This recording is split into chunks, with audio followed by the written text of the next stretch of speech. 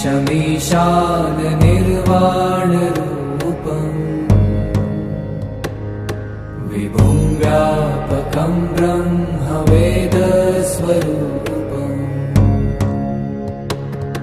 निजं निर्गुणं निर्विकल्पं निरीहम्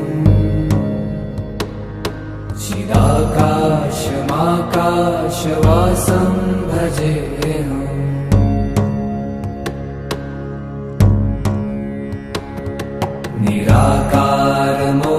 निराकारमोङ्कारमूलं तुरीयम्